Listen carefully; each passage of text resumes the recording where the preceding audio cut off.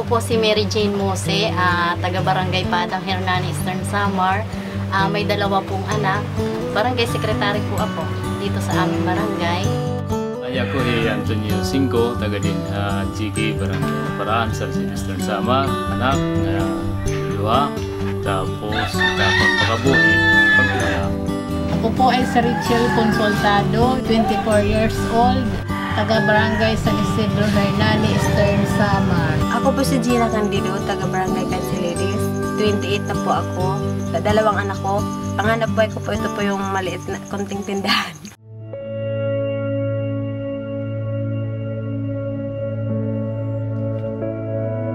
Noon po, umaasa lang kami sa kita ng lubi. Every 2 months, naglulukad. Lukad yung tawag nila, nag-harvest ng coconut. Yung asawa ko po, hindi siya, kumbaga, bihasa o hindi siya mag-harvest ng lubi. Pinapatrabaho lang. Tapos yung kita, yung nga, hinahati. Amon pakabuhi at tuhan, waray paan Yolanda.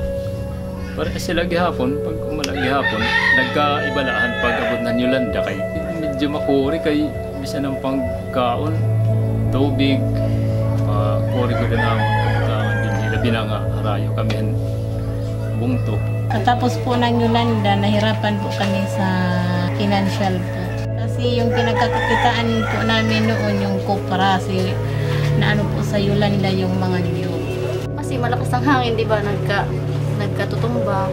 Tapos yung iba nakalbo, yung puno. Siguro 2 taon ang lumipas bago siya nagkabunga uli, bumalik sa dati.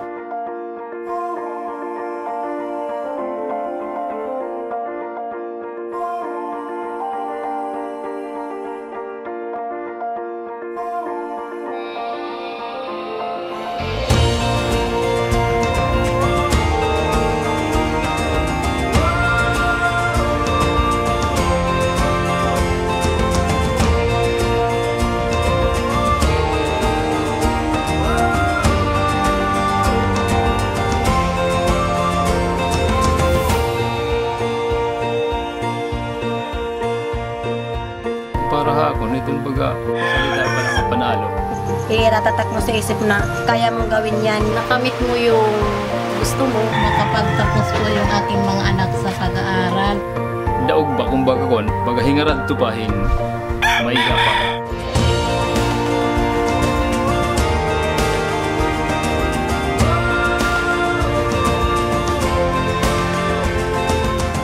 Nung nag-training kami, nagpa-drawing si Rapon. Ano ang mga pangarap namin. Ang una-una kong drawing doon, yung toga, tsaka yung sombrero ng graduation. Kasi gusto kong makatapos ang anak ko. Rinowin ko po na pangarap ay magkaroon kami ng sariling tambot kasi yung asawa ko para po makatulong din sa kanya at madagdagan pa yung kita niya.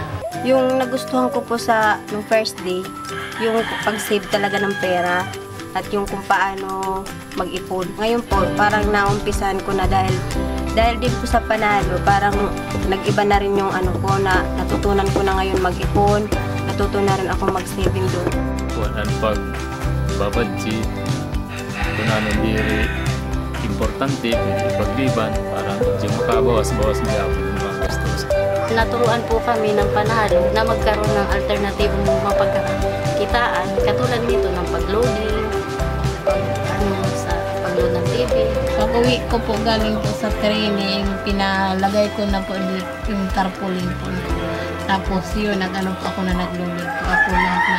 Meron na po akong mga suki dito, lagi na po silang naglulod dito sa GSAT, Signal, tuwing kada buwan, dito na po sila sa akin. Malaking tulong din sa mga kapitbahay kasi hindi na sila napapalayo, hindi na sila sumasakay, tapos nakakabawas pa sila nakaka-discount pa sila kasi malapit na.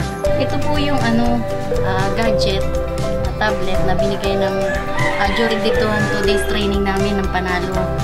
Tapos po dito ko po inaano yung transaction ng panalo kung may magpapaload.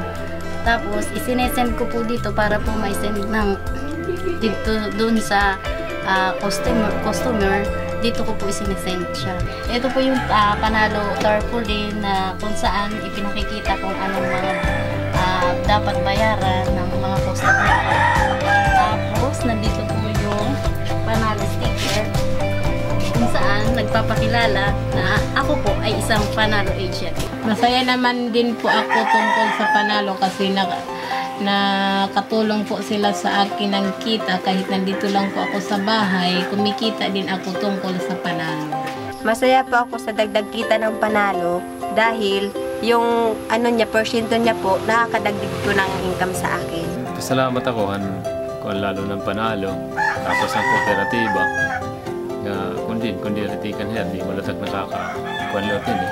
Para po sa akin, positibo po yung pananaw ko sa negosyong ito kasi parang tulong na rin po sa akin, sa aming buong pamilya, sa komunidad. Kasi nga, yun, makakatulong ako sa kanila.